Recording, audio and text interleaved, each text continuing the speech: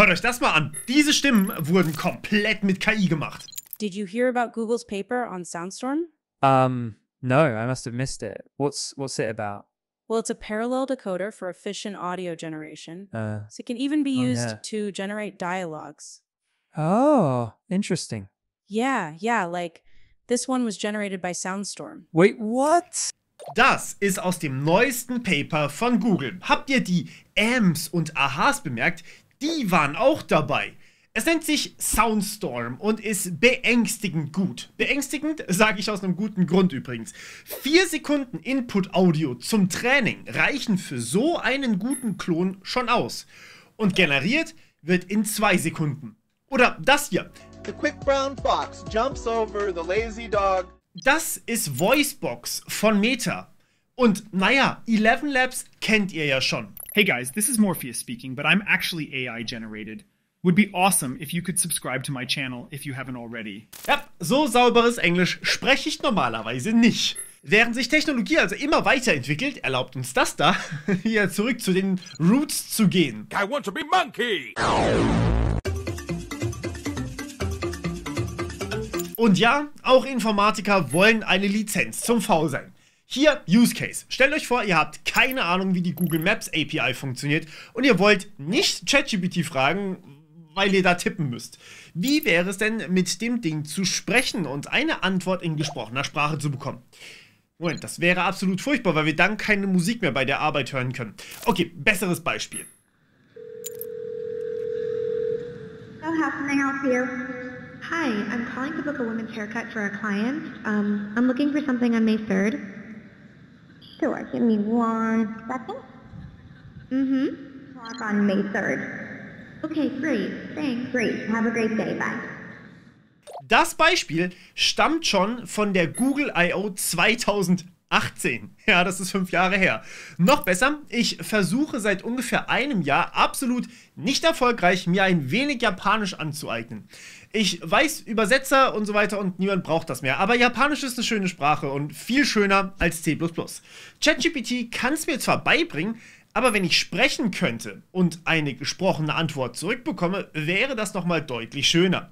Das würde ein Gespräch viel realistischer simulieren und tatsächlich wäre das eine Möglichkeit, dass dann meine YouTube-Videos plötzlich nicht mehr nur auf Deutsch, sondern auch auf Japanisch oder Englisch angeboten werden. MrBeast hat ja schon eine Weile mehrere Audios auf seinen Videos und er ist nicht der Einzige. Ich habe mich auch schon zigmal beworben, aber ich krieg's einfach nicht, das Feature. Der Clou ist aber an der Sache, YouTube und Google arbeiten daran, dass ich nicht mal mehr selbst Japanisch und Spanisch und 1000 andere Sprachen lernen muss, sondern sie wollen einfach alle Videos direkt übersetzen. Ja, meine Videos bald auf 100 Sprachen, ohne dass ich irgendwas machen muss. Und das für potenziell jeden Channel da draußen. Wie unglaublich stark wäre das denn? Klar, ich meine, es ist jetzt schon möglich, meine Stimme nachzumachen und dann Englisch sprechen zu lassen. I'm actually AI generated.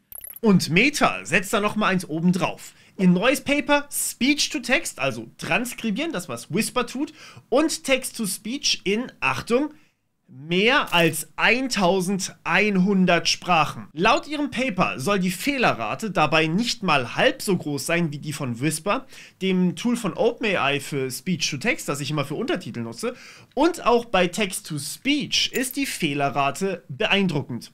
Oh, und ihr könnt das Tool einfach direkt testen. Es ist Open Source und komplett frei erhältlich. Hier eine kleine Demo.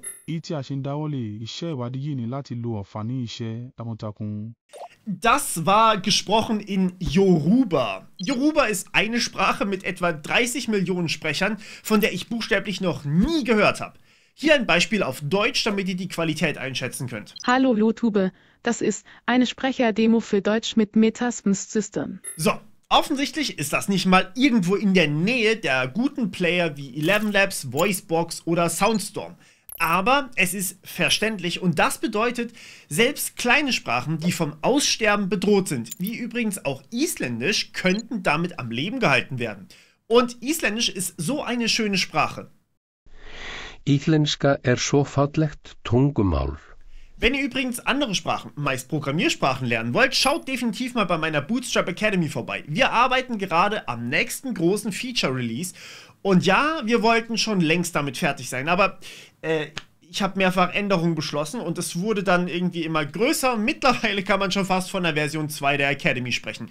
Nur ohne, dass das Frontend groß verändert wurde. Und ja, ich weiß, im Vergleich zum kommerziellen ElevenLabs kann man bei diesem System von Meta auch nicht die Stimme klonen. Zumindest noch nicht. Übrigens, bei ElevenLabs geht das so einfach. Also erstmal braucht ihr eine Bezahlversion davon, dann unter VoiceLab eine neue Stimme nehmen oder eine bestehende Stimme klonen. Die neue Stimme braucht nur einige wenige Samples. Bei ElevenLabs, ich nehme ganz gerne einfach 5 Minuten High-Quality-Aufnahmen. Das ist deutlich besser als 10 Minuten, aber nur so halb gute. Nehmt ein gutes Mikrofon, wenn ihr eins habt, oder fragt einen Freund, ob der eins hat. Und lasst die nicht so guten Aufnahmen einfach komplett weg. Habt ihr das trainiert? Trainiert euch ElevenLabs ein Custom-System nur für eure Stimme und ihr könnt die dann einfach benutzen. Wenn ihr auf Englisch Audio erstellen wollt, dann stellt auf Englisch. Ansonsten stellt auf Multilingual. Dann kann das Ding Englisch, Deutsch, Polnisch, Spanisch, Italienisch, Französisch, Portugiesisch und Hindi gleichzeitig. Also im selben Satz. Es wechselt zwischen den Sprachen dynamisch hin und her.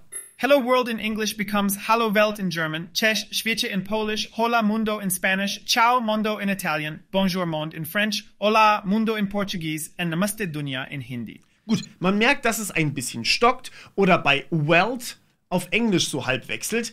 Aber um ehrlich zu sein, diese Audioqualität reicht absolut aus. Die Audioqualität des durchschnittlichen Tutorials ist jetzt nicht gerade besser. Alright guys, hello. Today we're gonna code a little bit in C++. Und auf Englisch ist das nochmal beeindruckender. Und sind wir mal ehrlich, meine ersten Tutorials waren mit einem Headset-Mikrofon aufgenommen. Und das hört sich definitiv schlechter an.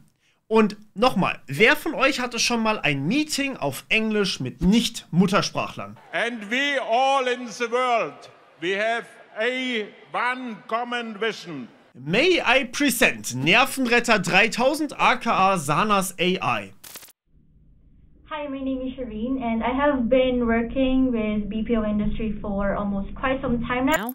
And I really had some great experience with Sanas, and it gives us agents a chance to assist customers in great extent. Ja, Mann. Well, bald verstehen wir sogar, was unser Gegenüber im Meeting sagt. Aber eine Frage bleibt für mich noch. Warum ist VoiceBox nicht öffentlich verfügbar?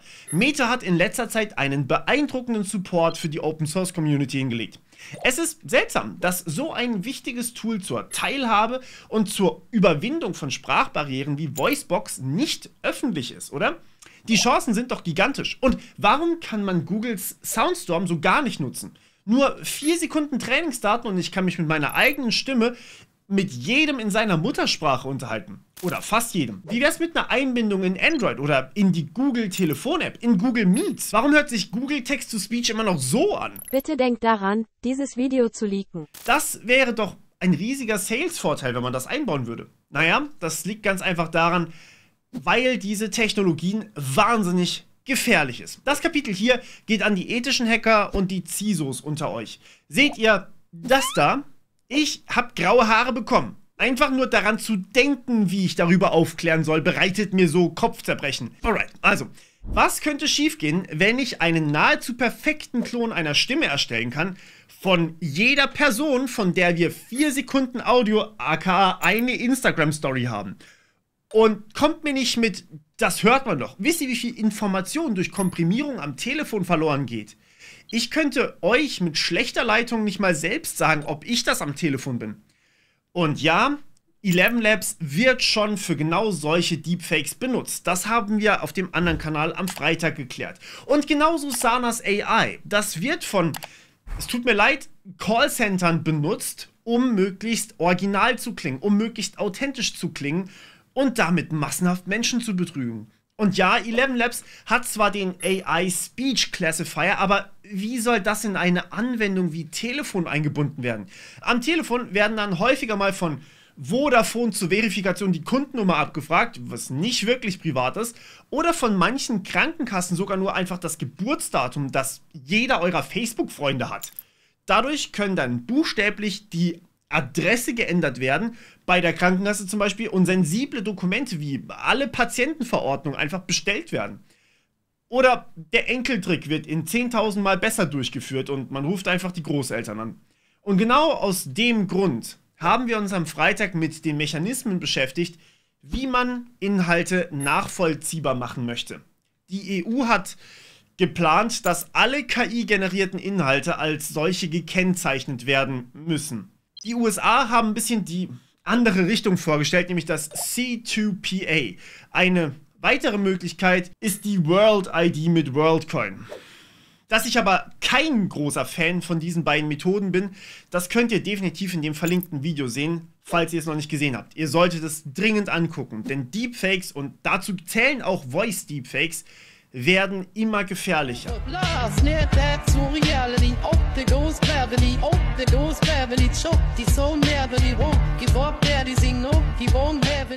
Was meint ihr? Was wird's werden? Überwiegen hier die Vorteile, die Nachteile, oder sollte man zum Beispiel Google nur erlauben, es auf eigene YouTube-Videos hochzuladen? Ja, ich bin gespannt, was ihr sagt.